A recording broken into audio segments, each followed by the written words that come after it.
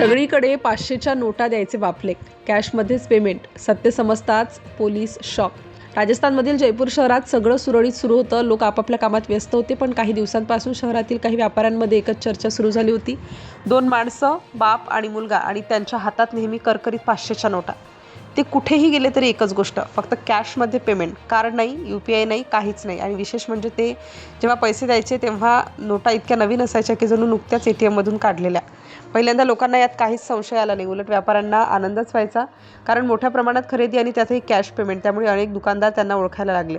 पण हळूहळू लोकांच्या लक्षात एक गोष्ट यायला लागली. हे बापलेक नेहमी महागड्या वस्तूच खरेदी करायचे. कधी इलेक्ट्रॉनिक सामान, कधी किराणा, कधी जनावरे, पण पेमेंट नेहमी 500च्या नोटांमध्येच. एक दिवशी ते शहराबाहेरील ग्रामीण भागात गेले. तिथे एका गावात त्यांनी मोठी खरेदी केली. गावकऱ्यांना आधी वाटलं काही व्यापारी असतील. त्यांनी तब्बल 82 शेळ्या खरेदी केल्या. गावकऱ्यांना एवढी मोठी खरेदी पाहून आनंद मिळाला.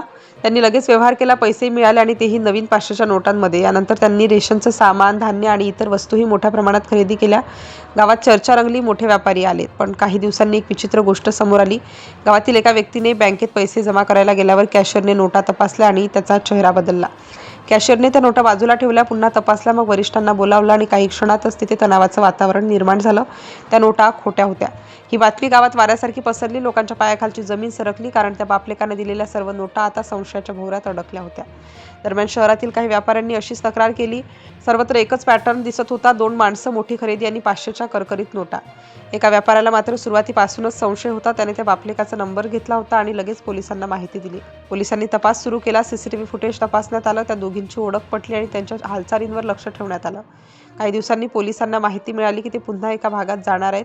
पोलिसांनी सापळा रचला. ते दोघे गाडीतून आले, नेहमीप्रमाणे खरेदी केली आणि 500च्या नोटा दिल्या.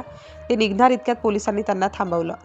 सुरुवातीला ते शांत होते, पण पोलिसांनी गाडीची झडती घेतली आणि जे दिसलं ते पाहून सगळेच थक्क झाले. गाडीत मोठ्या प्रमाणात 500च्या नोटा होत्या आणि त्या सर्व संशयास्पद होत्या. पोलिसांनी लगेच त्यांना ताब्यात घेतलं आणि पुढील चौकशी सुरू केली. पण खरी धक्कादायक गोष्ट अजून बाकी होती. पोलिसांनी त्यांच्या घराची झडती घेण्याचा निर्णय घेतला, आणि जेव्हा पोलीस त्यांच्या घरी पोहोचले तेव्हा त्यांना विश्वासच बसत नव्हता. घराच्या आत एक खोली बंद होती. पोलिसांनी दरवाजा उघडला आणि आत जे दृश्य होतं ते पाहून सर्वजण थक्क झाले. तिथे मशीन लावलेली होती, कागदांचे ढीग होते आणि टेबलांवर 500च्या नोटांचे बंडल पडलेले होते. ते दोघे आपल्या घरातच बनावट नोटा छापत होते.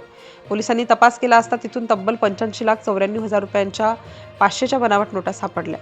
तसेच 2 नोटा छापण्याची मशीनही पोलिसांनी जप्त केली. या बापलेकाने घरातच बनावट नोटांचा कारखाना उभारला होता. त्यांची पद्धत ऐकून तर पोलिसही थक्क झाले. ते 4 खऱ्या नोटा चार्ट पेपरवर चिटकवायचे आणि त्याचा रंगीत झेरॉक्स काढायचे. त्यानंतर त्या कापून बाजारात चालवायचे, आणि अशा प्रकारे त्यांनी लाखो रुपयांची फसवणूक केली होती.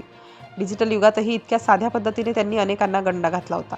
सध्या या दोन्ही आरोपींना पोलिसांनी अटक केली असून पुढील तपास सुरू आहे. आणि ही घटना ऐकून सगळीकडे एकच चर्चा सुरू झाली आहे: 500च्या करकरीत नोटांमागचं सत्य इतकं भयानक असेल याची कुणालाही कल्पना नव्हती.